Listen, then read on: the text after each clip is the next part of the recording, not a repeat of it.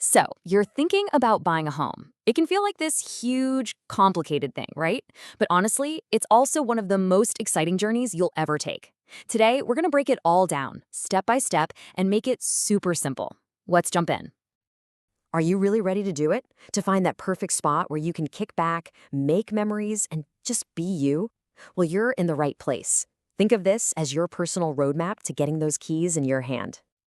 And to make sure we don't miss a single turn, we're using this awesome checklist from Royer Realty. It's basically our expert guide, showing us every single stop we need to make on the way to owning your own home. You know, every big adventure starts with getting your gear in order. And believe me, before you even start looking at houses online, there are a few things you've absolutely got to do to set yourself up for success.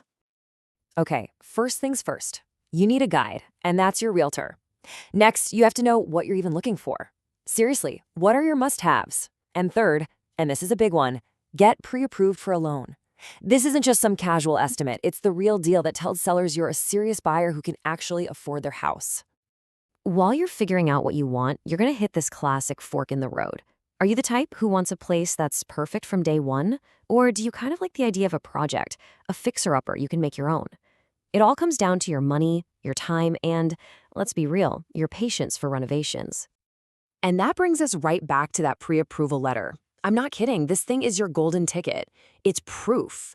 It's what gets your foot in the door and makes sellers take you and your offer very, very seriously. All right, you've done your homework. Now the real fun begins. This is when you start actually walking through homes, getting a feel for different places. And then, when you find the one, you get ready to make your move. Now, here are some pro tips I love from this checklist. Before you even book a tour, just drive by the place. You can learn so much about the neighborhood that way. And always, always read the fine print, the property disclosures, the HOA rules. A little bit of homework now can save you a massive headache later. So you've done the drive-bys, you've seen a bunch of houses, and then it happens. You walk in and you just know. This is it. This is the one. Your heart's pounding, you're already imagining where your couch will go. It's time to make an offer. So you put in your offer. What happens next? Well, in a perfect world, the seller sees it, loves it, and they accept. Boom, done. Or they could just say no. A flat-out reject. It stings, but hey, it happens. You just got to shake it off and move on. But the most likely thing to happen? They'll counter. They'll come back with a different price or different terms. And this, my friends, is where the real negotiation begins. See, that counteroffer is the start of a conversation. And it's so important to remember it's not just about the price tag. You're negotiating the closing date, who pays for what repairs, even the day you actually get to move in. Your realtor is going to be your champion through all of this back and forth. So you've agreed on all the terms and you're officially under contract. You're in the home stretch. This part of the process is all about the details and making sure everything is exactly as it should be. Let's walk through it. This is your chance to really look under the hood of the house. You'll bring in the pros for a full-blown inspection. And depending on the house, you might check out the well, the septic system, or test for radon. Basically, you're looking for any hidden surprises before the house is officially yours. Next up is something called the appraisal. Your bank is going to insist on this. They send out an expert to figure out what the home is actually worth. It's really a safety net for everyone, making sure you're not paying more than the home's value and that the bank is making a smart loan. Oh, and here's a huge tip. Don't put off getting homeowners insurance. You literally can't close the deal without it.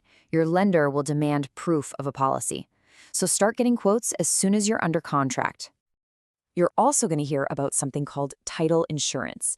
Think of it as protection from the past.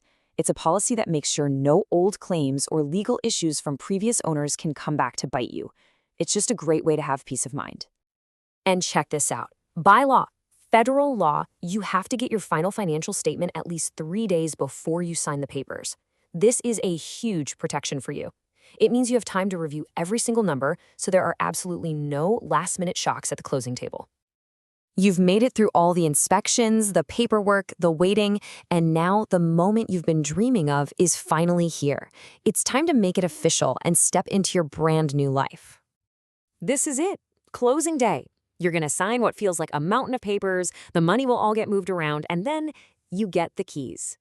That's it. You did it. Congratulations, you're officially a homeowner. But wait, you're not quite done. As soon as you can, change the locks. You never know who has an old key. Get the utility switched over to your name. Tell the post office you've moved. And then, of course, tell all your people your new address. You followed the map, you navigated every step, and you crossed the finish line. That building is no longer just a house on the market. It's your home. It's a blank page. So now that the keys are in your hand, what story are you going to write?